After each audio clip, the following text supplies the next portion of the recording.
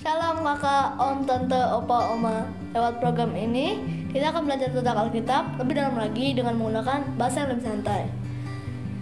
Yang mau bertanya, bisa disampaikan lewat kolom komen, dan juga jika ada yang butuh dukungan doa, bisa disampaikan lewat kolom komentar yang ada di YouTube channel ini maupun yang ada di Facebook. Juga mohon dukungannya dengan like, subscribe, dan tekan tanda loncengnya. Dan jika ada yang ingin mendukung lebih lewat dana, bisa disampaikan lewat nomor rekening yang tersedia di kolom deskripsi.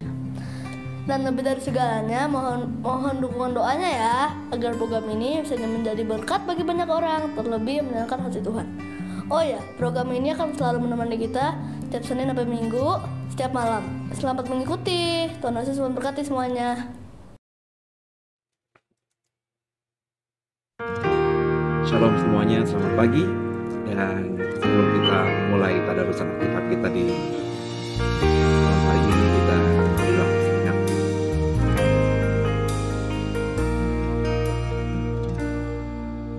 For all you've done, for all you're going to do, we give you thanks and we lift our praise to you.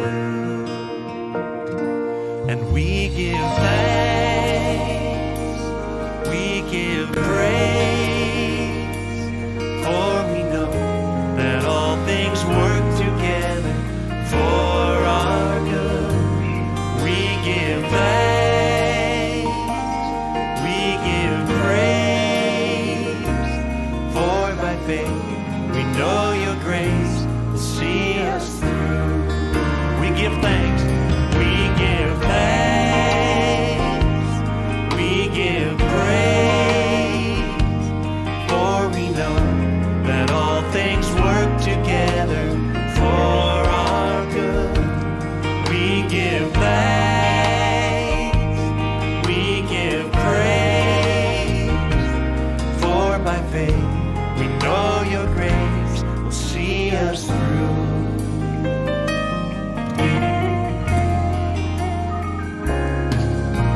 For all those things that we don't understand, We come by faith and we place them in your hands. we give thanks, we give praise, for we know that all things work together for our good. We give thanks, we give praise, for by faith we know your grace will see us through. Even if we stumble, even if we fall, you will not forsake us. You are King and Lord of all, Lord of all. And we give thanks, we give praise, for we know that all things work together for our good. We give thanks, we give praise, for by faith we know your grace will see us through. We give thanks, we give thanks, we give praise, for we know that all things work together for our good. We give thanks and we give praise, for by faith we know your grace will see us through.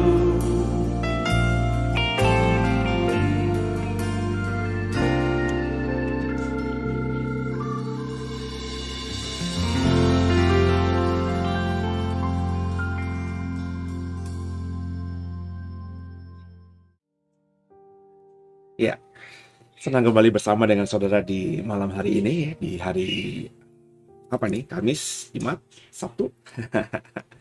Sabtu ya saudara, di malam minggu ini.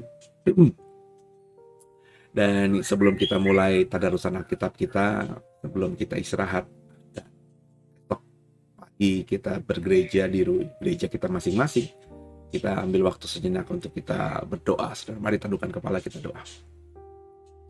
Makasih Tuhan buat pagi hari ini, malam hari ini, Tuhan kami boleh ada dengan tubuh yang sehat. Sepanjang Sabtu kami sudah lewati dan penyertaan Tuhan ada buat kami. Terima kasih buat semua itu. Dan sekarang ini Tuhan kami mau ambil waktu kami sebelum kami istirahat malam untuk tadarusan Alkitab. Berikan hikmat kepada kami sehingga apa yang kami baca, yang kami dengar, yang kami temukan di Alkitab kami membuat kami semakin paham dan mengerti bagaimana kami harus menjadi pribadi dan mengusahakan pribadi kami menjadi seorang Kristen yang sejati. Jangan satupun kami yang kau lalui. Haleluya. Amin. Bapak Ibu silakan siapkan Alkitab kita ya. Jadi kita akan membahas Markus pasal yang ke-11 pada malam hari ini. Dan sambil Bapak Ibu siapkan, saya siapkan juga Alkitab kita. Tuhan, ini tugas kami. Beri keberanian bagi kami. Iya. Pasal yang ke-11 ini. 11 apa 12 saudara? Ke-12 saudara ya. 11 sudah kemarin ya. Pasal ke-12 ini kita akan mulai dengan ayat-ayat yang bicara mengenai perumpamaan tentang penggarap-penggarap kebun anggur ya. Kita sedang dalam pembahasan Markus pasal yang ke-12 saudara ya. Nah, sebentar lagi ya. Nah, Markus cuma pasal 16 terakhir ya. Jadi tinggal hanya beberapa pasal saja. Ya, kita coba untuk menyelesaikannya sesuai yang Tuhan taruhkan di hati kita masing-masing dan kita bahas ya. Jadi kita tidak ngoyo mengejar harus satu pasal, yang penting kurang lebih ada 1 jam setiap malam kita bertadarusan Alkitab kita ini ya. Mari sama-sama kita siapkan hati kita. Kita baca ya bersama-sama perumpamaan tentang penggarap-penggarap kebun anggur. Ayat pertama bersama ya. Lalu Yesus mulai berbicara kepada mereka dalam perumpamaan. Adalah seorang membuka kebun anggur dan menanam pagar sekelilingnya. Ia menggali lubang tempat memeras anggur dan mendirikan menara jaga. Kemudian ia menyewakan kebun itu kepada penggarap-penggarap lalu berangkat ke negeri lain. Jadi ini bicara mengenai perumpamaan. Dan biasanya Yesus ketika mau menceritakan kerajaan surga dan juga pemahaman iman yang ingin dia bagikan kepada orang-orang Israel saat itu adalah menggunakan perumpamaan supaya lebih real, supaya orang Israel lebih paham. Dan perumpamaan yang dipakai Tuhan Yesus selalu perumpamaan yang memang dalam sosio budaya ya, masyarakat, sosial, agama, ekonomi itu selalu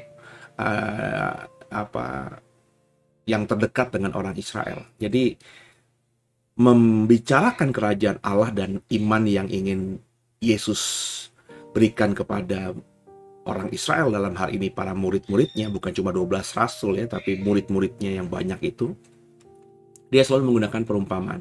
Supaya dengan perumpamaan itu orang-orang yang mendengarkan ini menjadi paham dan mengerti, oh seperti inikah ya iman Kristen yang disampaikan oleh Yesus gitu ya. Jadi bicara soal perumpamaan, di mana hal ini Yesus bicara mengenai seorang yang mulai membuka kebun anggur. Dia tentu mulai menggarap kebun itu, kemudian menanam pagar sekelilingnya supaya aman begitu ya. Dia menggali lubang untuk tempat memeras anggur, karena zaman dulu saudara itu anggur itu diperas, buahnya diperas, kemudian keluar air itu dengan cara digali ya, membuat lubang dalam tanah, kemudian lubang itu kalau bahasa sekarang itu disemen gitu ya, atau dikasih supaya tidak longsor gitu ya. Kemudian di bagian bawahnya itu diberikan seperti saluran, sehingga ketika buah anggur itu ditaruh ke lubang itu, kemudian para pekerja itu menginjak-injak ya anggur itu sehingga keluar sarinya, airnya. Dan memang seperti itu budaya saat itu, saudara. Sehingga airnya itu kemudian diarahkan di bagian paling rendah dari dasar lubang itu, yang kemudian ada saluran airnya ya. Kemudian dari situlah ditampung lewat tempayan-tempayan ya, kemudian baru disaring saudara, dan kemudian disimpan anggur itu ya, difermentasi atau dibuat supaya lebih tahan lama, atau diolah menjadi minuman anggur yang tidak beralkohol ya, tidak mengandung alkohol begitu saudara. Itu yang terjadi memang ya.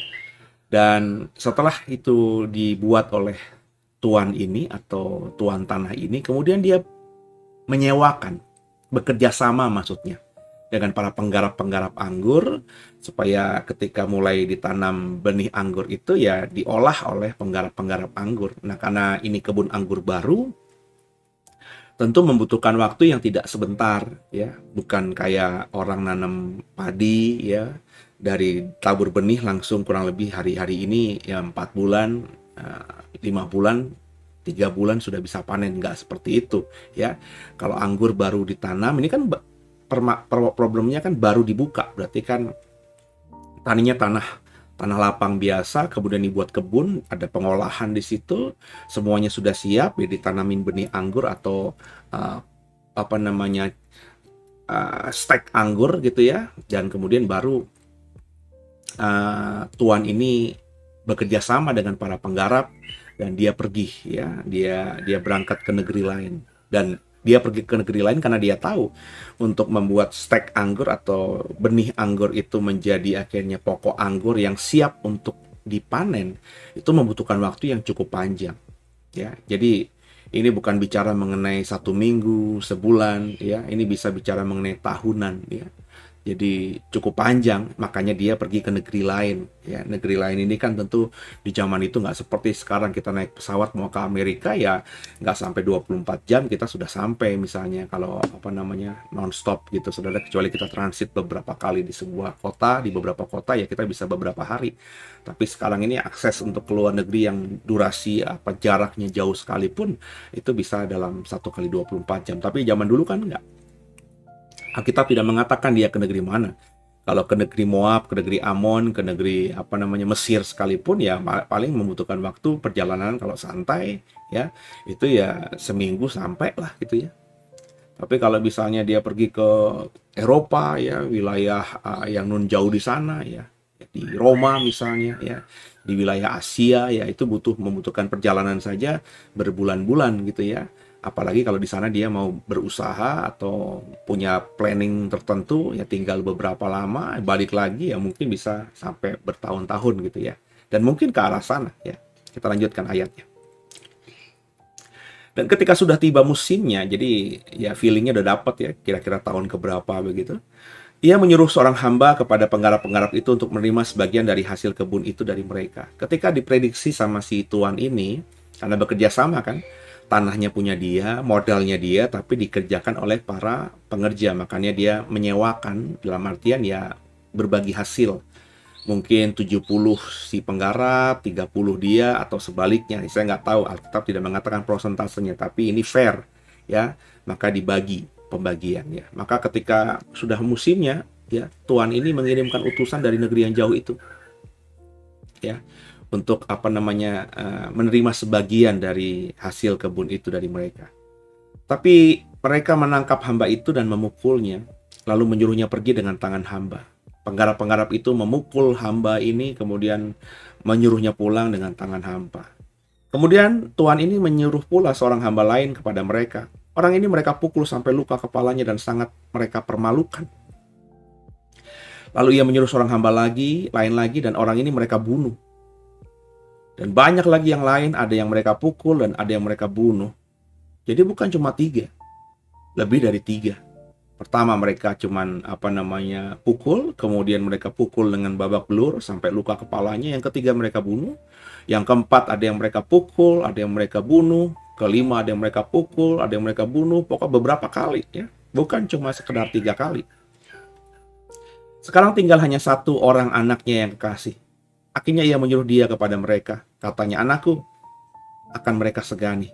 Tapi penggarap-penggarap itu berkata seorang kepada yang lain, ia adalah ahli waris. Mari kita bunuh dia, maka warisan ini menjadi milik kita. Maka mereka menangkapnya dan membunuhnya, lalu melemparkannya keluar kebun anggur itu. Sekarang apa yang akan dilakukan oleh tuan kebun anggur itu? Ia akan datang dan membinasakan penggarap-penggarap itu, lalu mempercayakan kebun anggur itu kepada orang-orang lain. Jadi ketika akhirnya sudah beberapa kali hamba-hamba yang dikirim tuan ini untuk meminta bagiannya, mereka pukul dan beberapa mereka bunuh, akhirnya tuan ini hanya tinggal memiliki anak kandungnya. Ya. Dikatakan anakku ini pasti akan mereka segani. Ya. Hanya tinggal 1 anak tunggal berarti. Tapi ketika sampai ke kebun itu, penggarap-penggarap melihat ini adalah ahli waris, maka kita bunuh saja ya, supaya tanah ini memang akhirnya menjadi milik kita. Dan benar anak tunggal dari tuan ini mereka pukul, mereka hajar, dan mereka bunuh, dan mereka buang keluar kebun anggur itu. Ketika mendengar dan mendapatkan informasi ini, maka tuan yang memiliki kebun itu marah, dan akhirnya membinasakan penggarap-penggarap itu semuanya, dibunuh mereka semuanya, dan kemudian mempercayakan kebun anggur itu kepada orang-orang lain. Hal kerajaan surga Yesus ceritakan dengan perumpamaan. Ayat 10. Tidak pernahkah kamu membaca nas ini? Batu yang dibuang oleh tukang-tukang bangunan telah menjadi batu penjuru. Hal itu terjadi dari pihak Tuhan, suatu perbuatan ajaib di mata kita. Lalu mereka berusaha menangkap Yesus karena mereka tahu bahwa mereka lah yang dimaksudkan dengan perumpamaan itu. Tapi mereka takut kepada orang banyak, jadi mereka pergi dan membiarkan dia. Perhatikan baik-baik. orang-orang Farisi, ahli-ahli Taurat, para imam-imam kepala, ya, itu tahu isi perumpamaan ini. Bukan cuma tahu ceritanya, tapi arti dari perumpamaan ini. Maksud yang saya sampaikan, mungkin kita hari-hari ini bingung ini ngomongin apa gitu ya. Perumpamaan ini ngomongin apa. Tapi bagi mereka yang menjadi audiens, yang menjadi pendengar khotbah-khotbah Yesus, apa yang Yesus sampaikan itu jelas. Kenapa? Karena memang ini adalah sesuatu yang biasa terjadi di tengah kehidupan mereka. Peristiwa tuan yang punya tanah kebun anggur ini kemudian melakukan apa yang seperti perumpamaan ini bukan sekali dua kali terjadi. Itu mungkin sudah menjadi sesuatu yang masif, dan akhirnya informasi ini ya terekam dalam pemikiran dan benak dan perasaan semua orang Israel, sehingga ketika Yesus ngomong ini mereka tahu ya makanya orang-orang yang berniat jahat kepada Yesus itu semakin marah sama Yesus karena mereka tahu ini nyindir mereka ya. Dan ini bicara soal apa ya? Bicara soal Yesus memakai perumpamaan ini untuk menganalogikannya dengan dirinya, bahwa Elohim Adonai, Allahnya Abraham, Ishak dan Yakub, Yahweh, Yehovah itu sudah memberikan tanah gitu ya, kalau kita ngomongin ya, kepada orang Israel ya, bukan saja tanah perjanjian tapi juga harta yang luar biasa, yakni mereka menjadi umat pilihannya, bangsa pilihannya. Israel sudah terima janji-janji, Israel akan melakukan ini, maka akan begini. Kalau kau melakukan ini, kau tidak akan begini. Itu semua sudah terpaparkan dalam janji Tuhan lewat Tauratnya. Ya. Kemudian Tuhan membiarkan mereka untuk mengolah itu semuanya. Itulah ladang yang diolah oleh penggarap-penggarap itu. Tapi kan kita tahu juga bahwa Tuhan ketika mempercayakan sesuatu kepada kita juga ingin hasil. Maka Tuhan kirimkanlah nabi-nabinya ya, untuk agar orang-orang Israel itu terus menghasilkan hasil, terus menghasilkan buah. Buah dari apa? Buah dari pilihan Tuhan atas mereka. Buah dari pertobatan mereka. Ya.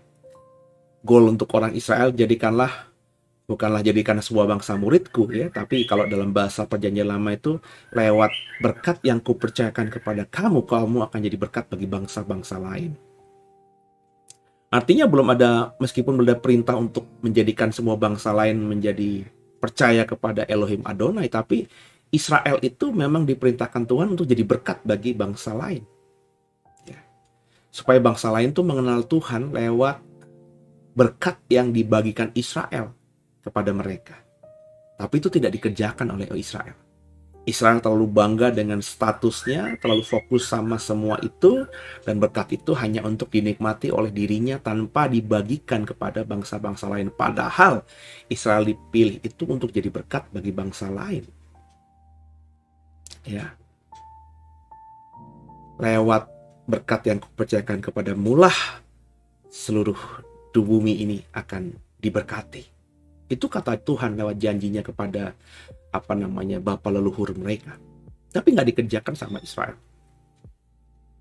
Akhirnya Tuhan kirim nabi untuk membuat Israel kembali lurus, mengerti track apa yang Tuhan ingin mereka jalani. Tapi nabi-nabi itu banyak ditolak sama mereka. Nabi-nabi itu bahkan ada yang dibunuh sama mereka. Perhatikan, nabi-nabi Israel itu banyak yang terbunuh, saudara. Ya, terbunuh itu benar-benar dibunuh secara literal, atau juga akhirnya mati terbunuh karena apa yang mereka kerjakan yang Tuhan perintahkan kepada mereka itu ya tidak maksimal, tidak didengar oleh orang Israel, sehingga nyawa mereka akhirnya menjadi taruhannya. Ada yang dibunuh langsung oleh tangan-tangan orang Israel sendiri.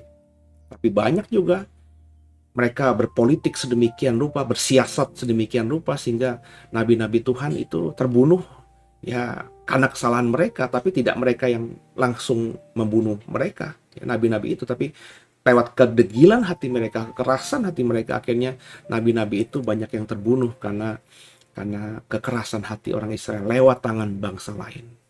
Baca aja di Perjanjian Lama. Ya, kekasih Tuhan, biji mata Tuhan.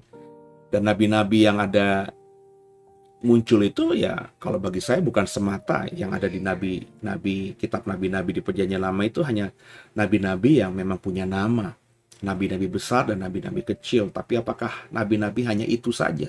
Tidak. Kalau kita belajar kitab raja-raja ya, ada Elisa, ada Elia ya.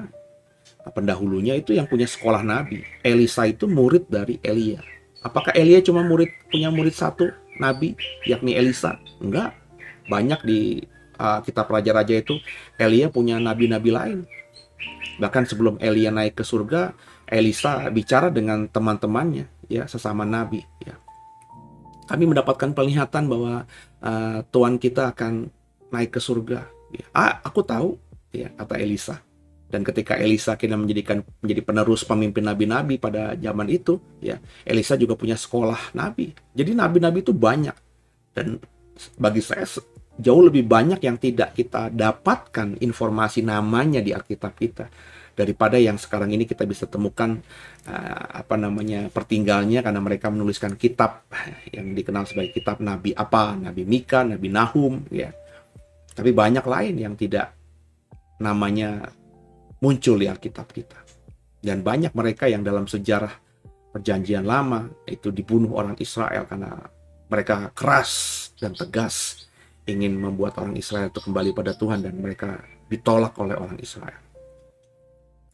Nabi demi nabi ditolak, dibunuh, nabi demi nabi ditolak, dibunuh, dan akhirnya Tuhan mengutus anak tunggalnya. Yesus sedang menubuatkan tentang dirinya bahwa anak tunggal Allah ini pun sama lewat perumpamaan yang disampaikan ini, ya.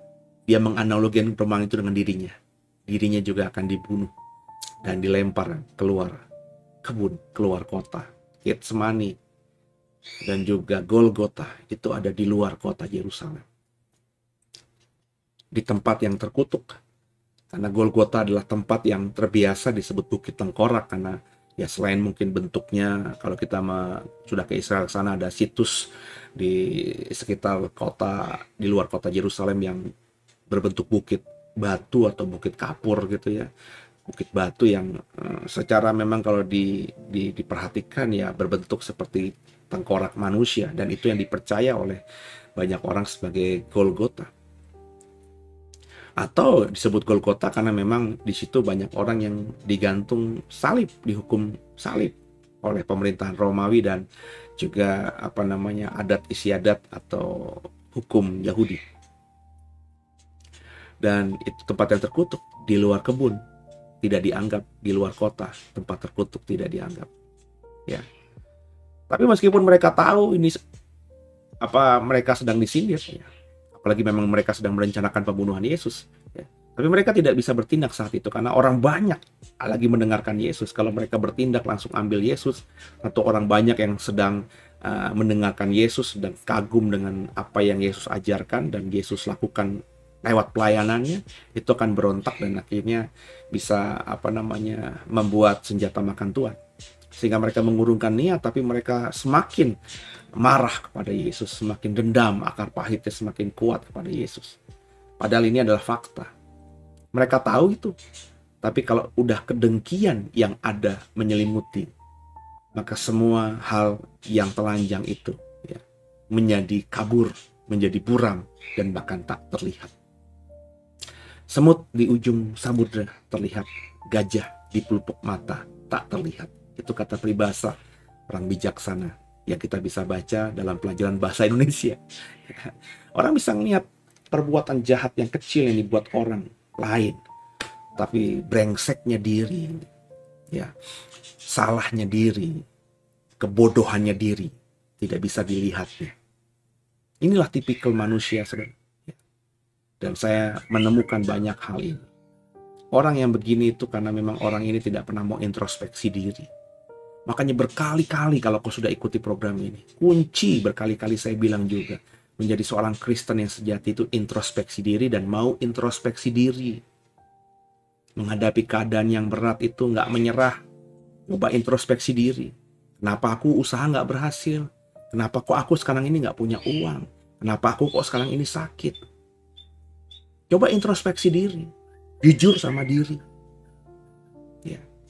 Kalau jujur tuh tahu kok, oh saya males orangnya nih. Kan kalau jujur kan masa makanya sama diri sendiri aja kalau nggak bisa jujur. Pertanyaan saya, gimana bisa jujur sama Tuhan dan apalagi sama orang lain? Ya. Saya tuh bisa jujur, saudara. Ya. Saya kalau tiap pagi, tiap hari ngaca di cermin itu saya jujur. Saya nolak kelemahan lo tuh ini. Dan sekarang saya masih punya.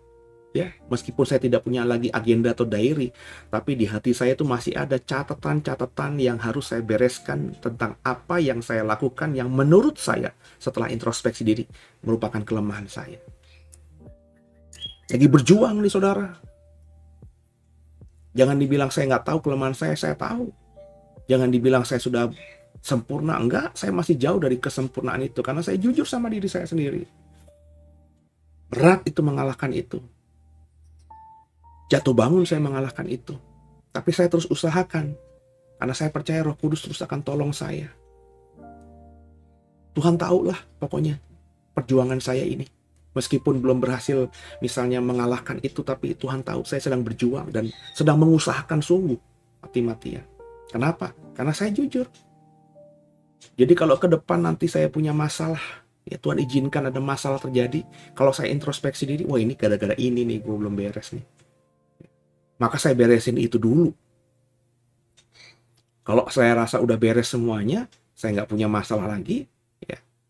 Kalau Tuhan izinkan saya ada masalah lagi, ya sederhana, saya pasti akan naik kelas kalau lewati ini semuanya.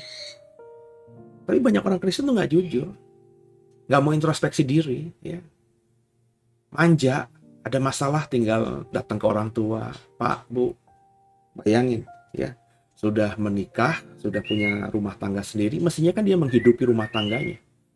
Tapi ini malah mengandalkan orang tua. Ya orang tua pasti tolong, tapi ini jadi orang Kristen yang manja. Nggak punya duit gitu ya, nggak introspeksi diri. Apakah aku malas, nggak mau kerja, kerjanya milih-milih. Sehingga ketika udah benar-benar duit nggak ada sama sekali, ya gampang akhirnya. Minjem sana, minjem sini. Dengar kata pendetanya nggak boleh minjem, nggak boleh berhutang, akhirnya minta sana minta sini.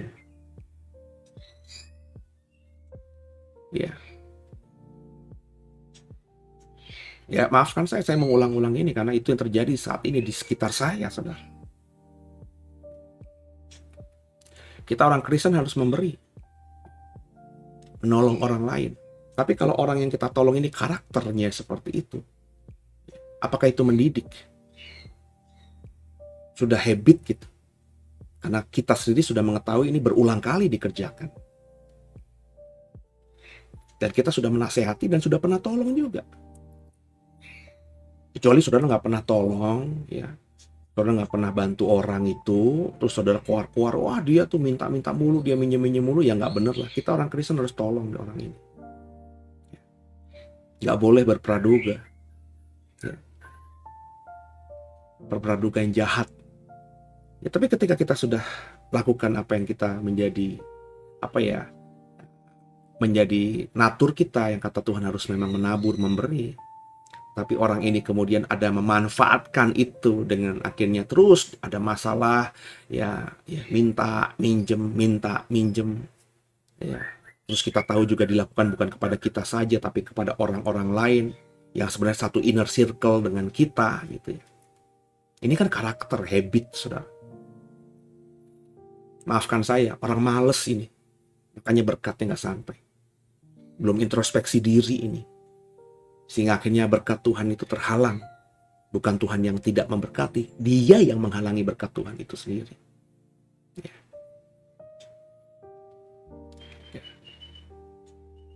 Ya. Sama-sama kita belajar, saudara. Ya. Orang tuh jangan makanya ketika mendapatkan kebenaran itu langsung ngerasa, wah ini orang ini jahat. Kalau kau sedang punya masalah seperti itu, kau dengarkan apa yang saya paparkan beberapa hari ini, baik di Talk with Pasi dalam khotbah saya. Bertobat. Jangan keraskan hati. Jangan langsung bilang tuh Pasi nyindir-nyindir. Enggak nyindir-nyindir kok. Ini ayatnya kan lagi di sini. Ya, kalau dalam khotbah mungkin saudara bisa bilang, wah Pasi lagi nyindir saya nih. Ya. Tapi kan saya lagi tadarusan Alkitab. Pasalnya kita baca berurutan. Ya. Ayatnya bicara ini. Bagaimana orang-orang Farisi, ahli Taurat itu ya sudah tahu bahwa mereka sedang ditegur lewat pengajaran Tuhan, tapi mereka nggak mau berubah. Nah, saya analogikan seperti itu. Lewat khotbah-khotbah hari Minggu pun saya tidak sembarangan ngomong seperti itu. Pasti ada ayat yang saya expose dan ayat itu mengatakan hal itu. Ya. Jadi kekasih Tuhan, ya, jangan keraskan hati, ya.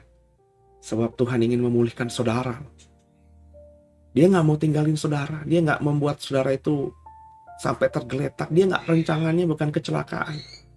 Tapi gimana dia bilang, aku mau memberkati tapi dia sendiri tidak mau berubah. Aku mau memberkati tapi dosa terus dia buat sehingga berkatku ini terhalang. Bukankah sudah kukatakan lewat firmanku di Alkitab bahwa terang dan gelap nggak bisa bersatu? Aku saja ketika anak tunggalku tergantung di Golgota menanggung dosa semua manusia, aku memalingkan wajah. Apalagi orang-orang yang sudah terima kasih karunia itu. Kalau sudah terima kasih karunia tapi dia terus berbuat dosa, bukankah salah aku lagi? Karena aku sudah berikan kasih karunia pengampunan itu. Sederhananya tinggal mereka meminta ampun dan jangan buat dosa lagi. Aku akan peluk mereka. Dan halangan itu akan hancur dan berkat akan kualirkan, kucurahkan pada dia. Itu yang saya imani sungguh, saudara. Jadi dosa itu bukan saja membuat kita nanti akan terputus selamanya dengan Tuhan, tapi membuat berkat yang dari Tuhan itu nggak sampai. Kalau ngomongin berkat materi mungkin kau dapatkan dengan kau korupsi, dengan kau curi sana, tipu sini. Kau dapatkan berkat itu, tapi bukan berkat dari Tuhan, bro and sis.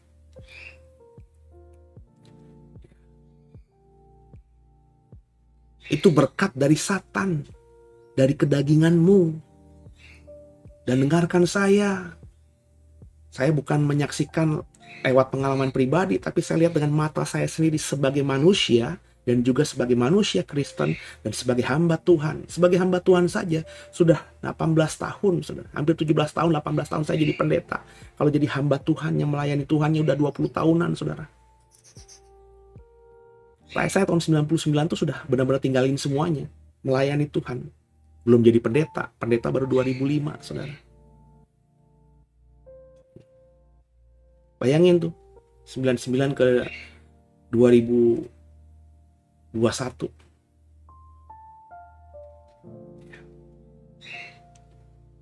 Saya melihat pengalaman saya itu, bagaimana orang-orang yang mendapatkan sesuatu tapi bukan dari Tuhan, itu nggak membuat dia sejahtera.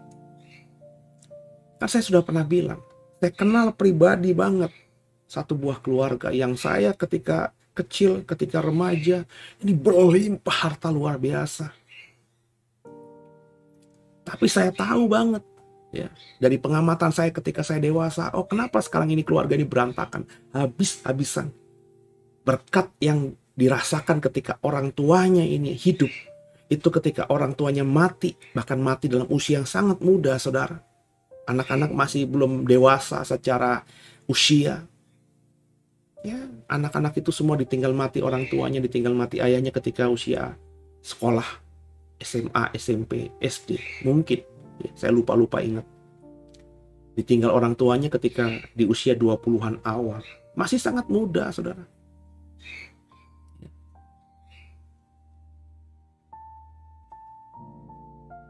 Tapi perhatikan baik-baik. Perhatikan baik-baik. Semua itu yang ketika mereka masih kecil, mereka rasakan berkatnya luar biasa. Sekarang habis. Dan ketika saya dewasa, terutama ketika saya belajar firman Tuhan, saya tahu, saya mengamati, menganalisa, oh ini besar kemungkinan didapatkan dari sesuatu yang tidak baik. Meskipun ini masih asumsi, karena saya mau minta klarifikasi siapa. Ya. Karena orang tua mereka sudah meninggal. Tapi saya tahu banget, ya dulu. Mereka itu kemana, orang tuanya itu kemana, karena cukup dekat dengan keluarga kami. Sekarang ini saya bisa menganalisa, oh kenapa dia ke tempat itu? Kenapa selalu ke sini? Karena saya tahu sekarang di situ ada pusat okultisme, saudara. Secara urgensi nggak ada kepentingan orang ini pergi ke tempat itu. Cukup jauh meskipun di Pulau Jawa, tapi mereka tinggal di Jakarta, mereka harus ke Jawa Timur. Itu sesuatu yang bagi saya nggak masuk akal. Apalagi mereka sebenarnya tidak punya rumah di sana, tidak punya keluarga di sana. Keluarga yang benar-benar sedarah, saudara. Ya.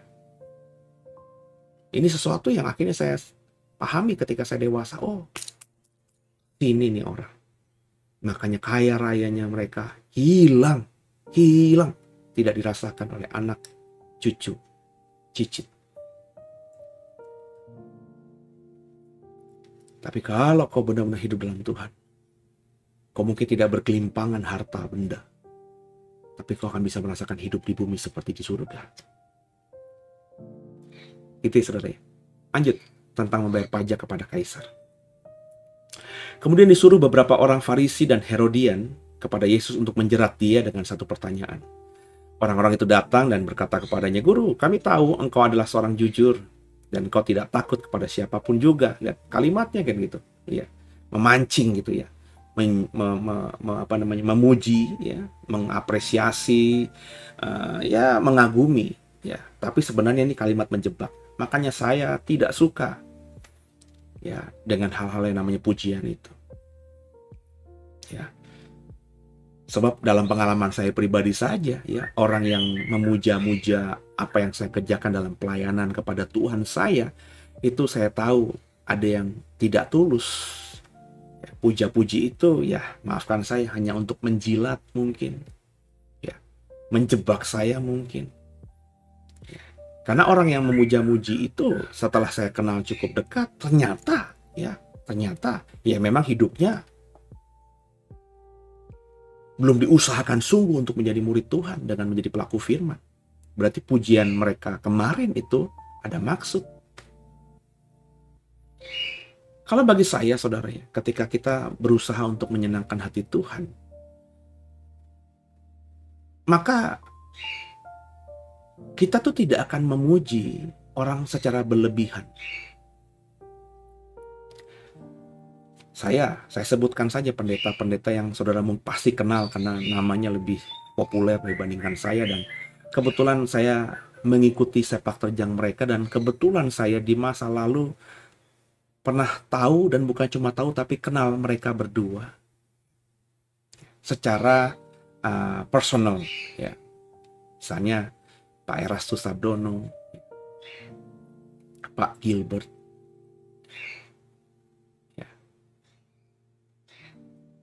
Itu orang-orang yang, atau Pak Pariaji, gembala saya sebelumnya.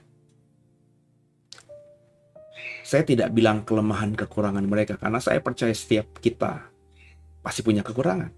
Kita manusia, nggak ada yang sempurna kan.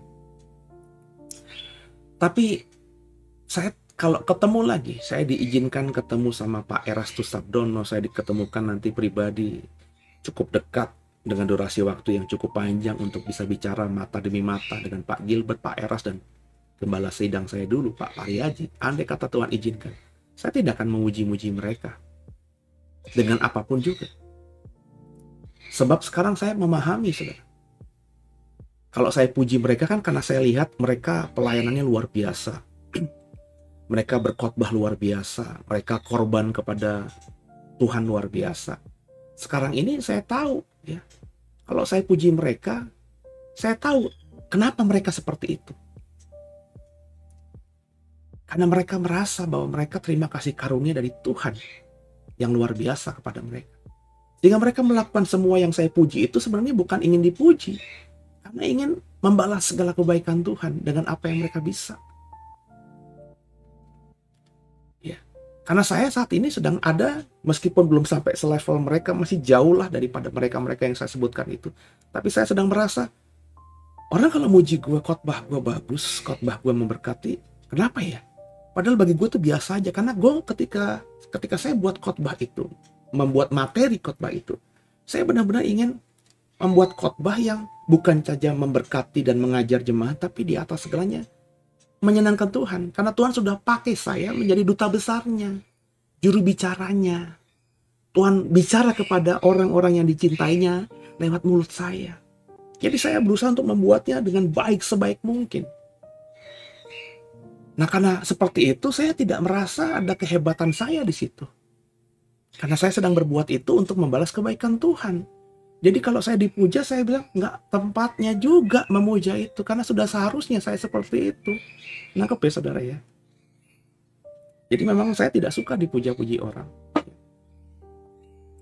Kalau masih ada orang-orang terdekat saya ya, yang sudah cukup kenal saya. Kalau Bapak Ibu baru kenal saya, Pak Seno makasih ya. Khotbahnya selama ini kalau saya ikuti di YouTube itu memberkati saya. Saya selalu bilang, ya Bu, terpujilah nama Tuhan, kembalikan kepada Tuhan. Saya bisa ucapan gitu, tapi saya masih dengar puja-puji saudara. Karena saya baru kenal, saya takut menyinggung saudara. Ini ya di atas ya, tidak di atas tidak. Tapi kalau nanti karena satu lain hal, kalau semakin dekat dengan saya, semakin kita semakin intim komunikasinya. Terus kalau kau ketemu saya lagi, dan akhirnya setiap ketemu saya kau puja-puji saya akan tinggalkan saudara. Ya di atas ya, tidak di atas tidak. Atau saya akan menunjukkan raut wajah yang tidak begitu nyaman dengan hal itu. Dan saya suka sekarang ini orang-orang terdekat saya. Nggak ada lagi yang puji saya soal apapun juga.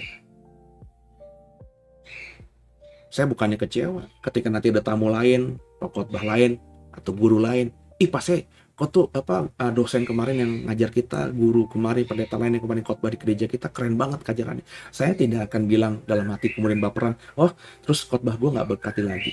Enggak. Kenapa? Ya karena memang saya mengkondisikan seperti itu. Ya. Dan memang dalam beberapa hal, beberapa banyak orang yang punya tipikal gampang memuja-muji orang,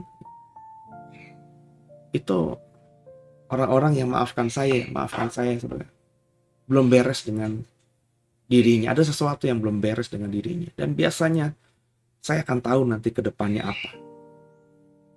Awalnya saya cuma risih, kenapa nih orang muji-muji gue terus ya, kok kata-katanya kayaknya gue tuh udah malaikat, udah dewa aja gitu ya.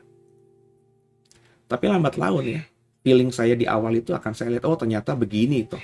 Oh orang ini begini toh ternyata. Oh kemarin karena muji-muji saya, emang karena begini. Ya. Sebab kalau saya sekarang ini ya nyaris gak pernah puja-puji orang. Apakah saya tidak mengagumi orang tersebut? Dalam artian menghormati dan respect positif terhadap apa yang dia kerjakan. Iya.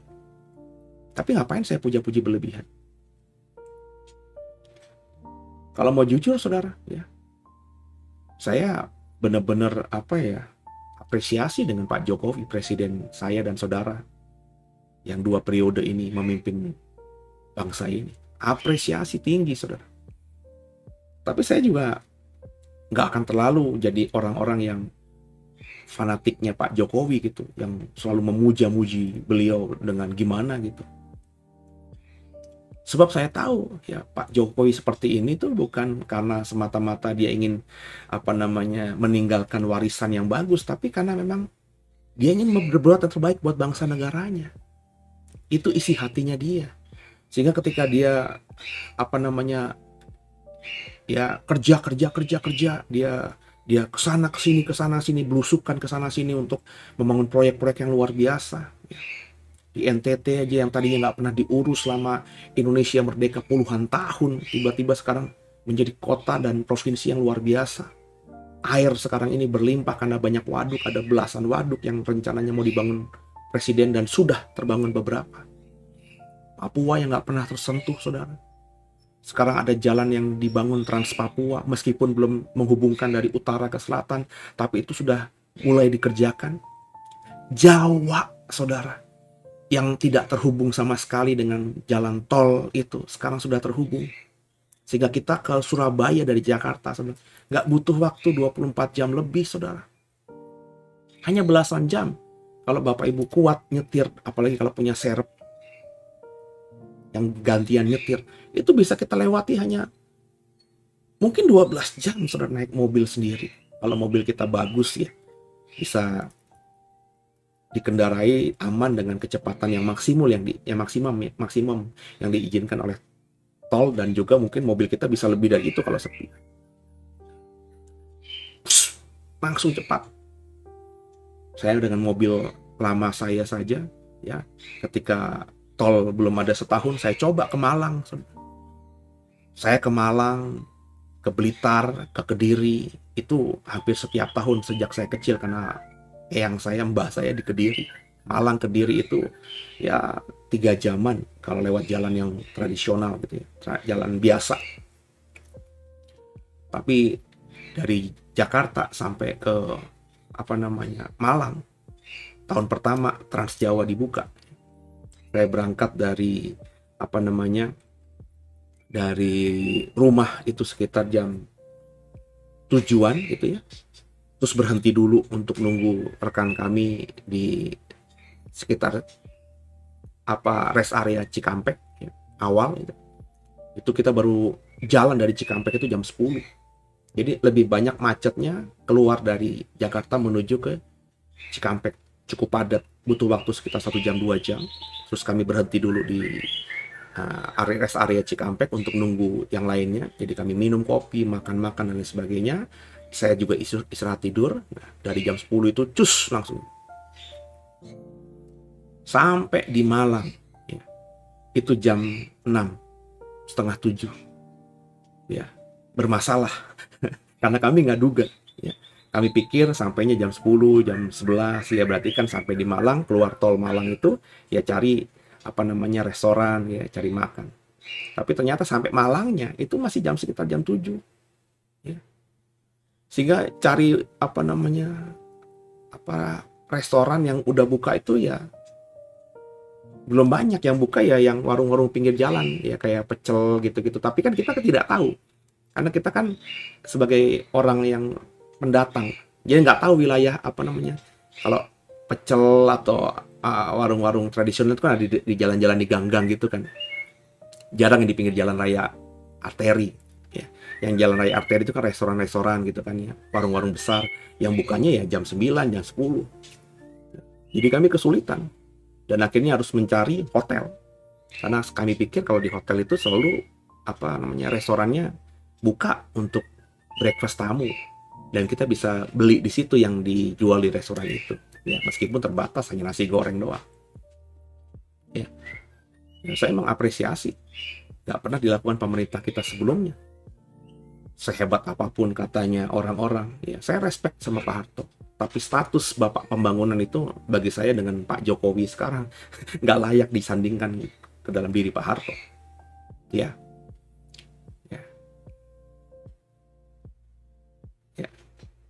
Saya respect dengan Pak Karno, saya respect dengan Gus Dur, saya respect dengan Pak Habibie, saya respect dengan Bu Mega, saya respect dengan Pak SBY.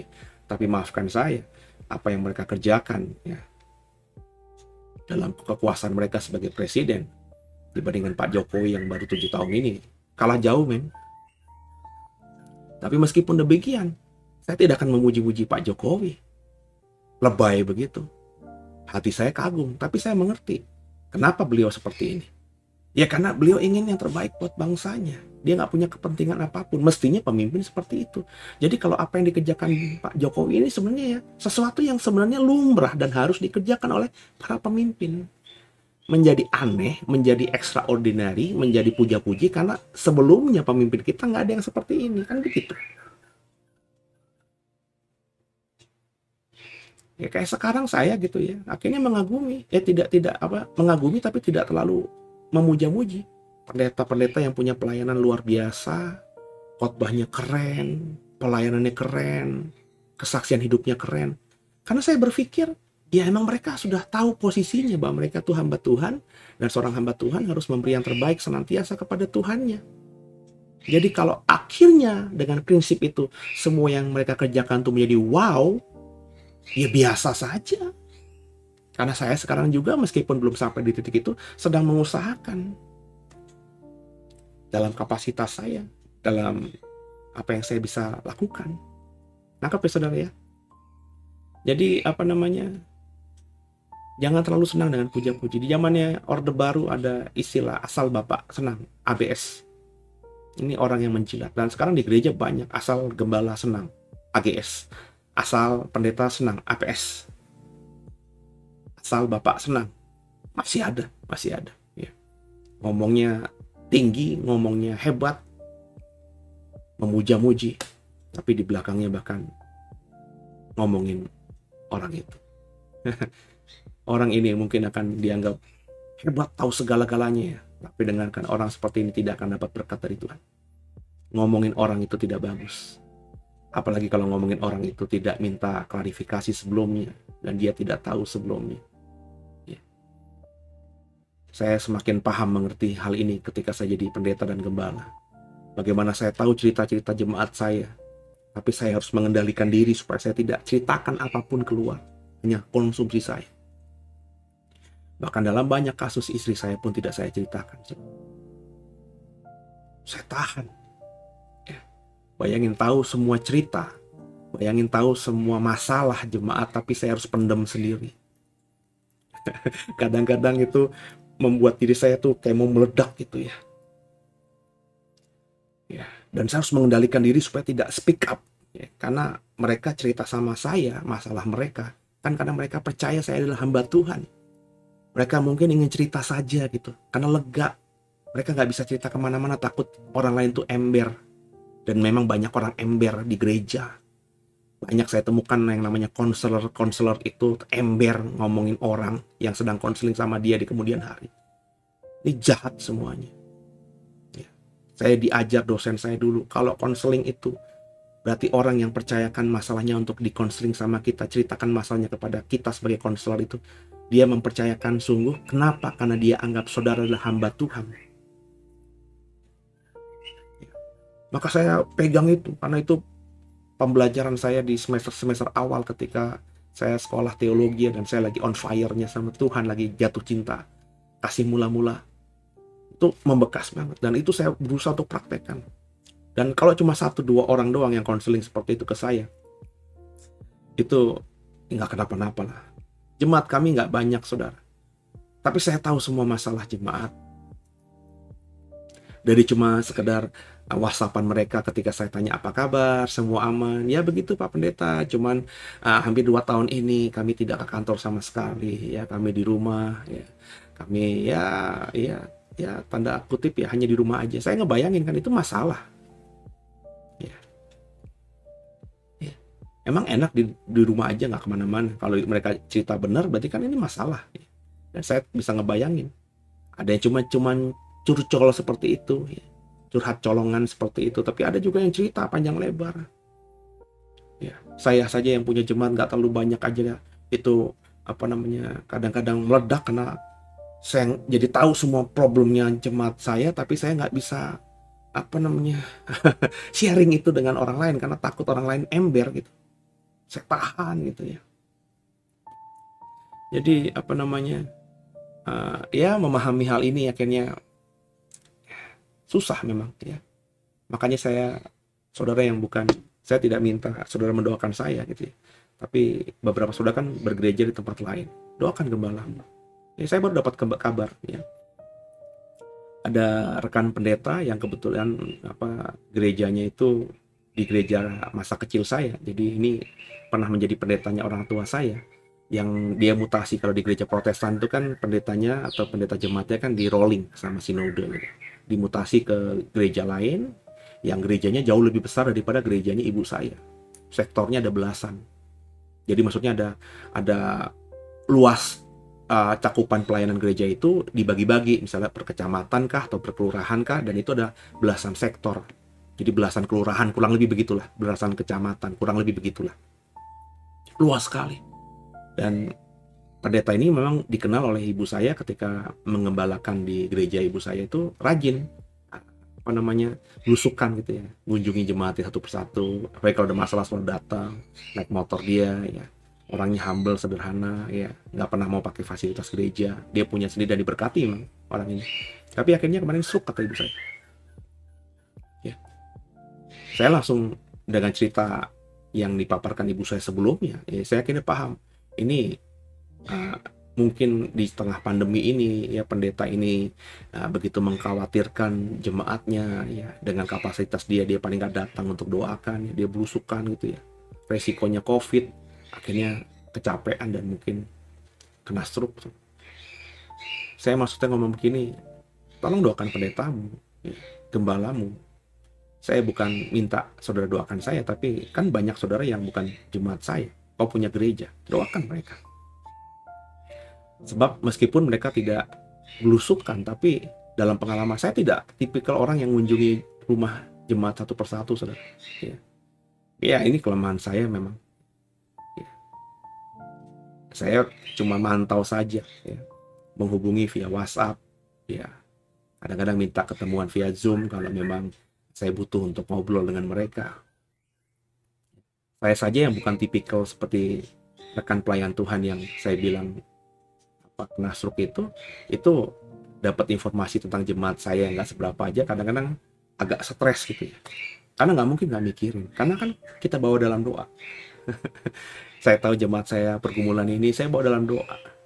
Ketika masalah ini akhirnya kok berat banget ya, belum beres dengan doain jemaat yang satu, jemaat yang lainnya harus saya doakan dengan pokok doa yang berbeda, yang berat juga. Apa nggak kepikiran, saudara? Kalau nggak gila itu luar biasa. Apalagi kalau saudara bergereja di gereja yang jemaatnya banyak. Kalau gembalamu tuh benar-benar gembala yang hidupnya benar-benar melayani Tuhan, stres dia, saudara. Nah, tapi saya nggak pernah dikunjungi sama gembala saya nggak pernah didatangi sama gembala saya. Gembala saya kayaknya nggak pernah peduli, omong kosong, saudara. Kan dia nggak perlu tunjukkan kepada saudara. Jangan-jangan dia lebih jauh berdoa daripada saya. Jangan-jangan dia nggak punya waktu untuk pelihara burung, untuk pelihara tanaman seperti saya, karena waktunya, me time-nya dia hanya dipakai untuk mendoakan saudara. Dia butuh didoakan. Saudara didoakan sama dia. Pendetamu siapa yang mendoakan? Kan begitu. Jadi ya sama-sama kita saling berbagi doa, ya. Saling mendoakan. Ya, lanjut ya. Orang-orang itu datang dan berkata kepadanya, "Guru, kami tahu engkau adalah seorang yang jujur dan engkau tidak takut kepada siapapun juga, sebab engkau tidak mencari muka, melainkan dengan jujur mengajar jalan lain, jalan Allah dengan segala kejujuran. Apakah diperbolehkan membayar pajak kepada kaisar atau tidak? Haruskah kami bayar atau tidak?" Tapi Yesus mengetahui mereka, kemunafikan mereka, lalu berkata kepada mereka, "Mengapa kamu mencobai aku? Bawalah kemari 1 dinar supaya kulihat." Lalu mereka bawa, maka ia bertanya kepada mereka, "Gambar dan tulisan siapakah ini?" Jawab mereka, "Gambar dan tulisan kaisar." Lalu kata Yesus kepada mereka, "Berikanlah kepada kaisar apa yang wajib kamu berikan kepada kaisar, dan kepada Allah apa yang wajib kamu berikan kepada Allah." Dan mereka sangat heran mendengar dia. Sekali lagi, ini pentingnya hikmat, saudara. Nggak langsung menjawab. Kita nggak harus menjawab semua pertanyaan orang. Ya, karena ada banyak orang itu bertanya untuk mencobai kita, seperti orang-orang Farisi ahli Taurat ini. Mereka membuat pertanyaan, memuja Yesus, tapi sebenarnya ingin menjebak Yesus. Kalau Yesus terbuai dengan pujiannya, wah, aku ini dikatakan berani, gak takut sama siapapun. Ya. Wah, ini temanku nih. Nah, itu banyak pemimpin itu senang dengan puji-pujian begini. Dia lupa bahwa orang yang memuji ini banyak yang punya kepentingan pribadi. Ada udang di balik rempeyeknya, saudara. Dan saya udah belajar itu, dan makanya ya saya berani berkata bahwa di The Way ini nggak ada orang yang saya promosikan dalam pelayanan, yang saya promosikan karena memuja-muji saya. Saya lihat dengan apa yang real, objektif aja. Kalau saya kasih kerjaan ini, dia ngerjain bagus, all out. Saya kasih kepercayaan pelayanan ini, dia kerjakan all out. Ya, saya akan pakai dia terus. Ya. Tapi pakai dia terus pun saya masih pantau terus apakah dia terus all out apa tidak bagi Tuhan. Sebab kalau ada orang baru, ya, terus orang baru ini saya lihat all out, ya orang lama, bagi saya kan dengan mudah, ya, saya berikan kepercayaan kepada orang baru ini karena lebih all out. Jadi dulu ada, saudara, ya, dulu pernah jadi jemaat lah gitu ya. Ya, waktu kita mau bangun pelayanan online ini ya, dia dengan cerita, saya ajak karena dia cerita dia orang IT lah, ya. Punya pengalaman lah di gereja lamanya, bergerut dalam IT lah, dengan multimedia lah, begitu ya. Ya namanya jemaat baru gitu ya. Ya, saya dapat informasi itu kan, saya tanya kalau orang baru, dulu di mana, kenapa pindah ke sini, bla bla, kan saya dapat informasi. Nah, ketika kayaknya kami membangun pelayanan ini lebih lagi, ya butuh orang-orang yang lebih banyak lagi, ya saya ajak ketemuan gitu. Ya, ketemuanlah kita beberapa kali. Saya naktir makan di resto ini, ketemu di sini, ketemu di gereja, sering meeting, sering sharing gitu ya. Tapi saya perhatikan nih orang cuma ngomong doang nih. Kalau ngomong ya pertama omongannya juga tidak terlalu yang gimana wow gitu ya. Ya saya sudah tahu sih ya apa yang disampaikan itu, ilmunya ya sama mungkin sama saya gitu ya.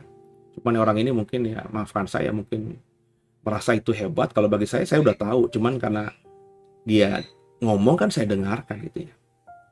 Ya, tapi kok nggak dikerjain? Ya kan, wah gini-gini Pak, sebaiknya begini-gini. Ya udah, coba dibuat Pak konsepnya gimana? Ini teman-teman diarahkan, dikoordinir gitu supaya bisa buat seperti itu. Bagus itu Pak, karena di pikiran saya juga seperti itu. Tapi nggak dikerjakan.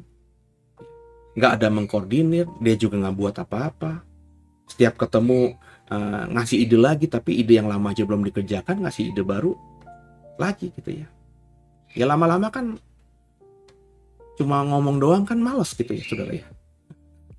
Ya saya akhirnya tidak pakai lagi dalam pertemuan-pertemuan berikutnya. Ya. Ngapain gitu loh. Saya nggak butuh orang yang pinter ide.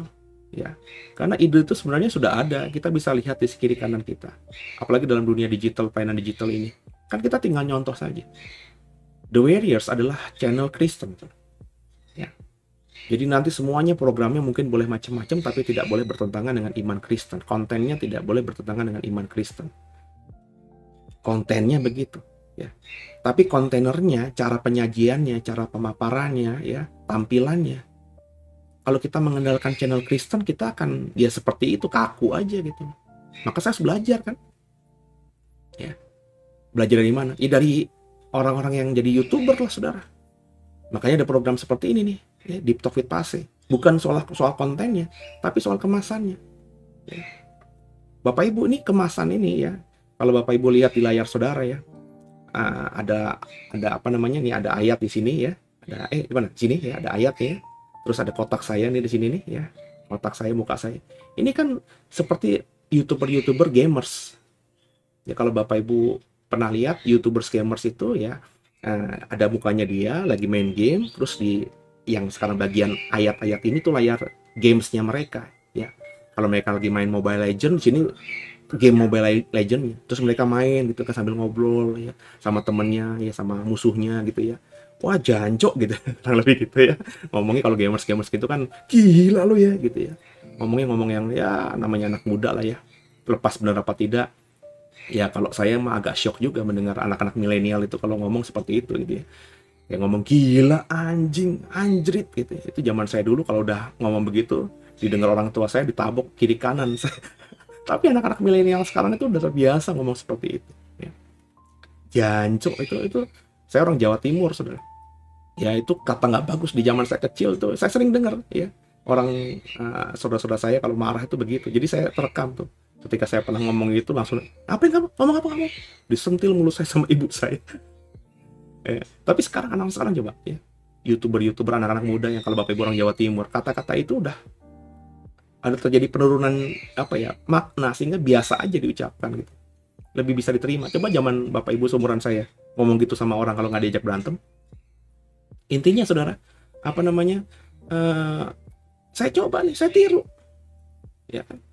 Jadi akhirnya ya udah ya apa namanya saya buat seperti yang saya tahu. Saya nonton contohnya kalau soal apa namanya lifestyle gitu ya, apa namanya konten-konten yang tentang keluarga yang saya kepengen bikin juga nanti ke depannya gitu. Cuma dalam konsep yang berbeda. Saya sering nonton misalnya YouTube-nya Raffi Ahmad tentang Rans Entertainment ya. Ya ada kelebihan, ada kekurangan, tapi saya belajar. Kalau ngomongin podcast saya pasti referensinya Deddy Corbuzier, Daniel Mananta, ya kan sih. Yang ngobrolnya tuh enak, bisa menggali ini. Nah, kepengen nanti ada teman-teman yang punya hati seperti itu, kita bikin konten seperti itu. Kan nggak semuanya saya. Kalau semuanya saya bisa mati berdiri saya saudara. Ini konten apa Deep Talk with Pase aja sudah membuat saya mestinya setiap hari itu 3-4 jam mempersiapkan ini semuanya. Ya, nah, kalau saya ngisi yang lain-lainnya juga semuanya saya, waduh itu bisa meledak gitu. Tapi saya senang saja. Ya, sebelum ada orang ya saya lakukan saja. Nah berharap ke depan ada orang lain gitu. Ya tapi orang-orang yang saya bilang tadi, ya orang yang hanya ide-ide doang dan akhirnya tidak aplikasikan ini, bukan nggak saya ajak lagi. Terus dia ngomong keluar sana, wah itu idenya yang sekarang tuh apa namanya idenya saya tuh, wah semuanya jalan, cuma saya dikeluarin. Saya dalam hati saya, hah? Lu nggak salah gitu ya. Idenya dia gitu ya. Dan kalaupun idenya dia sudah saya kasih kesempatan dia untuk jalankan gitu, tapi nggak dijalan-jalankan. Padahal saya sudah bilang kalau butuh dana, butuh apa saja coba bilang, koordinasi. Kalau butuh peralatan-peralatan coba dibikin proposalnya. Kalau gereja ada, kenapa gereja enggak? Orang visinya saya sudah ke sini kok gitu ya. Saya akan benar-benar usahakan sungguh-sungguh demi kebaikan pelayanan digital kita, saya bilang gitu. Tapi nggak ada aksi. Ketika sudah tidak dilibatkan lagi, ngomong di sana, cuap-cuap di sana. Bagi saya orang-orang gini tuh banyak, saudara. Yang pintar cuma ngomong. Dan saya nggak kepengen saudara yang nonton program ini, yang jadi pendengar setia program ini, yang belajar bersama saya di dalam Ditox ini, jadi orang yang pintar ngomongin ayat, pintar ngomongin firman Tuhan, pintar khotbahin orang, tapi nggak jadi pelaku firman. Nggak melakukannya dengan sungguh. Tong kosong, nyaring bunyinya. Jangan seperti itu. Ya. Berani berkata, berani berbuat, berani bertanggung jawab. Ya. Jadi orang-orang Farisi ini mencoba Yesus. Yesus nggak menjawab karena banyak orang tadi ya yang bertanya itu untuk menjebak. Nah, saya sekarang lagi belajar nih untuk tidak terpancing dengan banyak pertanyaan orang, karena banyak orang itu bertanya untuk menjebak. Dan saya sudah pernah beberapa kali terjebak oleh pertanyaan orang. Ternyata orang ini memang pengen cari salah saya, pengen nyerang saya. Dia bertanya, dia sudah punya pandangan. Ketika saya pandangannya berbeda, wah dia serang saya habis-habisan. Dan tidak mau mengerti posisi saya kenapa saya berkata demikian. Kan saya ngomong begitu ada konteks, apalagi kalau ngomongin tafsir. Ya akhirnya males saya ngomong sama orang begini, saya tinggalin aja. Terus jawab, kok nggak diladenin lagi Pak Pendeta? Nyerah ya Pak Pendeta. Dalam hati saya, nyerah. Sorry ya, ternyata ngomong sekali dua kali sama lo nggak level, saya bilang. Masih kadrun levelnya, ya, masih hoak. Nggak dewasa dalam berpikir, nggak ngerti bahwa yang dia ngomongin itu cuma tafsir, area tafsir yang masih bisa diperdebatkan. Ini masih anak-anak kecil, saudara. Jadi ngapain saya ladenin orang-orang seperti ini? Yesus juga demikian. Meskipun mereka orang beragama, tapi secara iman kan kalah. Yesus tahu. Makanya ketika dia bilang, bagaimana? Kita harus bayar pajak nggak sama Kaisar? Sini, mana uang? Kasihlah uang. Uang apa? Ya uang Roma dong, ada gambar Kaisar dong. Tuhan cuma nggak bilang, ya udah ini gambar siapa? Ini tulisan apa? Tulisan Kaisar, tulisan Roma. Ya udah berikan kepada Kaisar yang menjadi miliknya, berikan kepada Allah yang menjadi miliknya Allah. Karena mereka ini menjebak. Kalau Yesus bilang berikan kepada Kaisar, ya kan ditanyakan ya, bayar pajak nggak? Bayar pajak kepada Kaisar. Kalau Yesus jawab begitu, mereka bisa ngomong sama orang-orang lain. Tuh lihat tuh. Ternyata anteknya Kaisar. Ternyata dia itu mengumpulkan banyak orang supaya orang bayar pajak. Karena banyak saat itu rakyat yang terjerat dengan pajak ini. Mereka hidupnya susah, dikuasai, dijajah oleh Roma, tapi mereka harus bayar pajak yang tinggi kepada Kaisar Roma. Mereka tuh hatinya mau berontak. Makanya ada orang-orang zelot. Makanya ada sikari-sikari, pembunuh-pembunuh yang membunuh banyak orang-orang Yahudi yang dekat dengan pemerintahan Roma saat itu. Ada ekstremis lah. Ada teroris saat itu. Teroris agama. Yesus nggak terjebak. Yesus juga nggak bilang, nggak usah, Kaisar itu kafir, berikan kepada Allah saja, kembalikan persembahanmu, pajakmu kepada Tuhan, bayar pajak aja ke Bait Allah. Dia nggak ngomong begitu. Sebab kalau ngomong begitu, dia orang-orang Farisi, orang-orang Saduki ini bisa lapor ke Kaisar. Tuh lihat tuh, dia ternyata ngumpulin massa untuk memberontak karena dia bilang nggak usah bayar pajak sama Kaisar. Ini pertanyaan yang menjebak, saudara. Dan saya dulu terlalu lugu. Setiap orang bertanya tuh saya pikir memang ingin belajar. Ternyata dalam pengalaman saya banyak orang bertanya karena ingin mencobai. Maka saya pilih-pilih. Kadang-kadang saya jawab ya pertanyaan seperti menggunakan analogi yang lain ini supaya mereka berpikir aja. Dan itu butuh memang ya banyak informasi, banyak pengalaman, banyak wawasan, saudara. Yesus menjawab seperti itu dan mereka akhirnya terdiam. Mereka heran mendengar jawaban Tuhan Yesus. Sebab memang benar kan?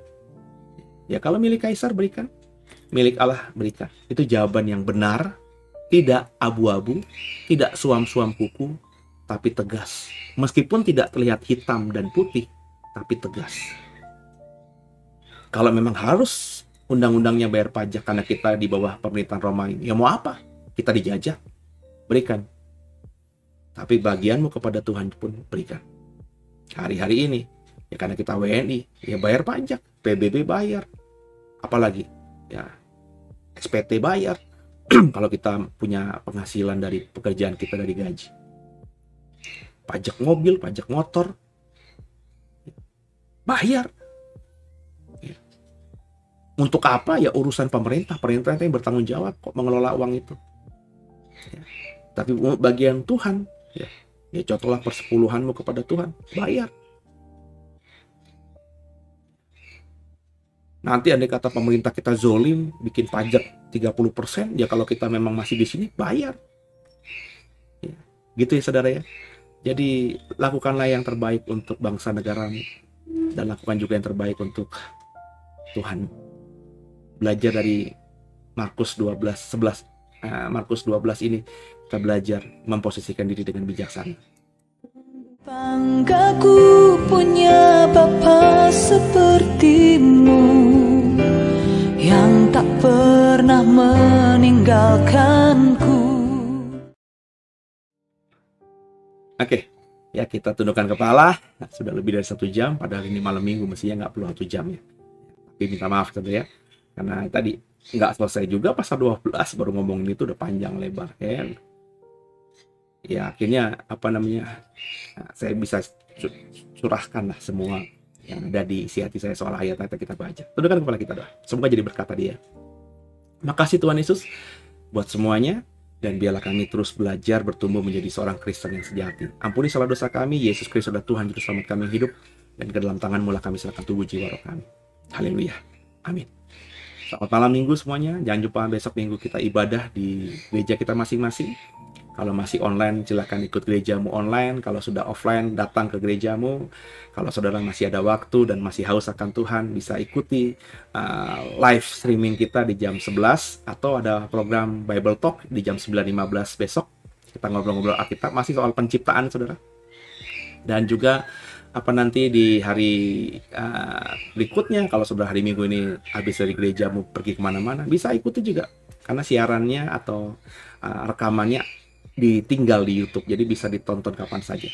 Kalau mau rindu diberkati, boleh dengar firman Tuhan yang saya bagikan setiap hari Minggu jam 11 live streamingnya, dan bisa kau ikuti kapan saja. Ya, dengan ini saya berharap kita semakin bisa mengenal kebenaran, mau bertumbuh di gerejamu, dan terus mencari makan yang berguna bagi rohanimu. Sampai jumpa di hari Minggu malam besok, dan jangan lupa beribadah di Minggu Raya besok. Tuhan Yesus memberkati semuanya. Haleluya.